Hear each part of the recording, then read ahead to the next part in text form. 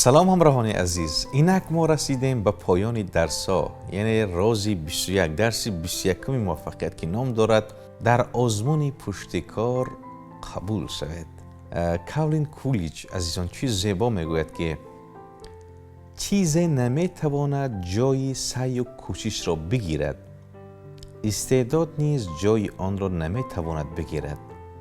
چه افرادی با استعدادی که در زندگی ناموفق هستند، نبوغ ذاتی نیز جای آن را نخواهد گرفت.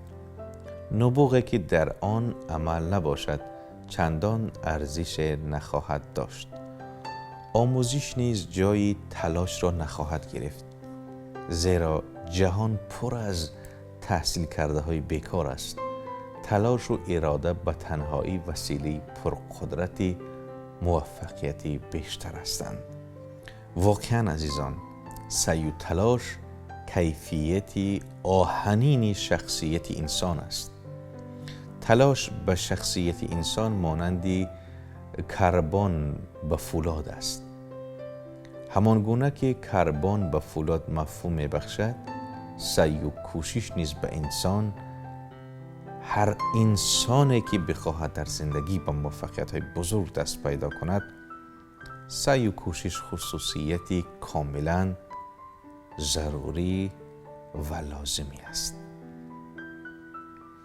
خب در اینجا یکی از رازهای بزرگی تلاش و موفقیت را یادآوری میکنیم.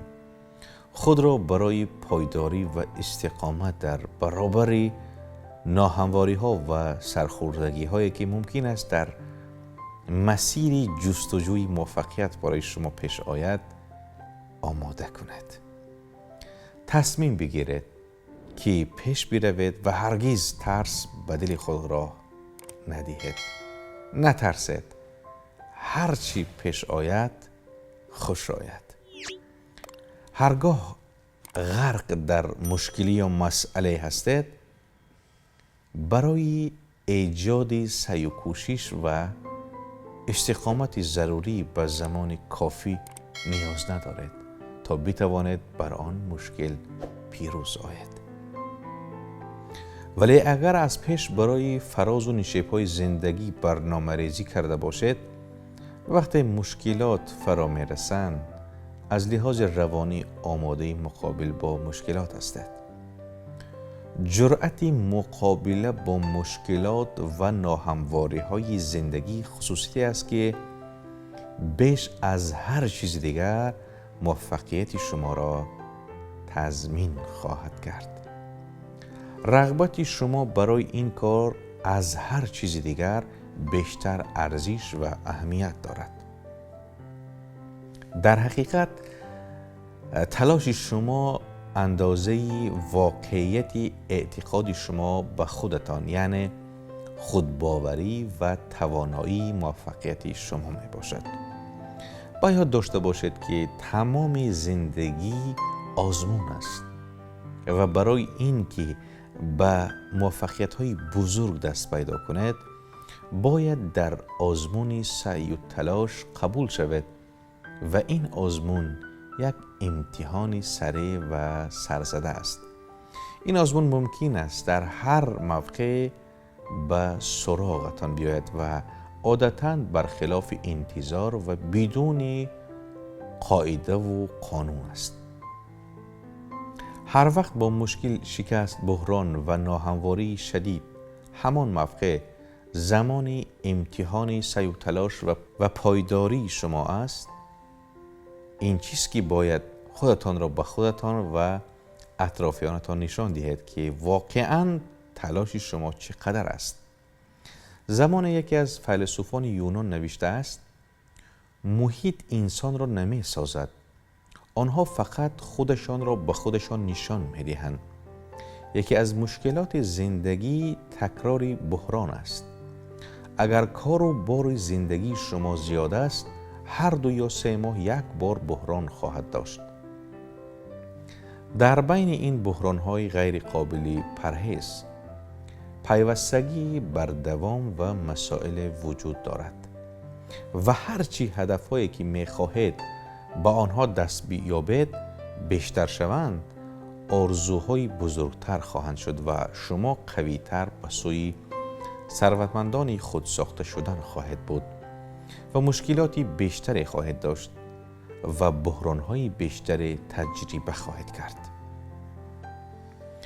تنها فاکتوری که میتواند کنترل کنه چگونگی پاسخگویی به مشکلات و مانعها است.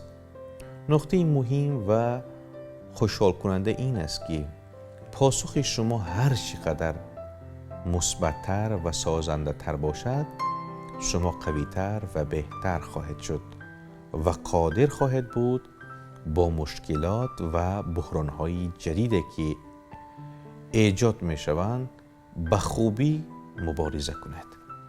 سرانجام به نقطه در زندگی خواهد رسید که توقف ناپذیر خواهد شد.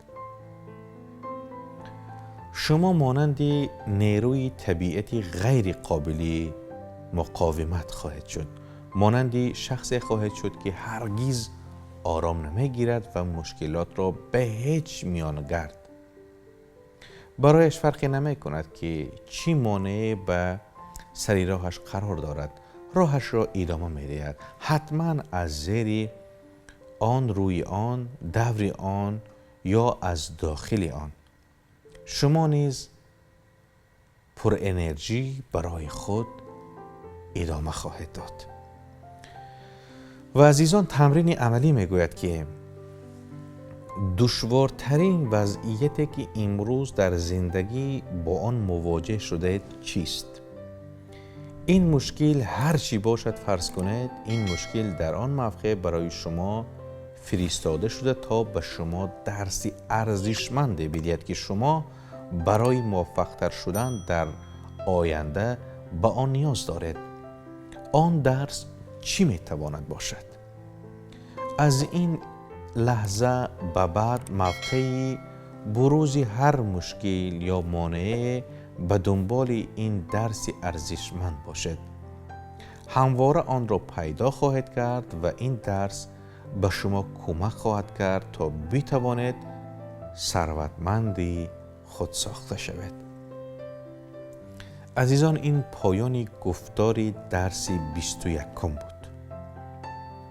در اینجا درس ها یعنی 21 گفتاری که در شروع از درس اول ما به شما قبل داده بودیم، اینجا به پایان این کورس و یا این درس رسیدیم که برایان تریسی 21 راز موفقیت میلیونرهای خود ساخته را آماده و تنظیم کرده بود که برای افرادی که دسترسی به این کتاب ها و به این آموزش‌ها نداشتن، ما آنها را در شکل ویدیویی پیشکش شما عزیزان گردانیدیم.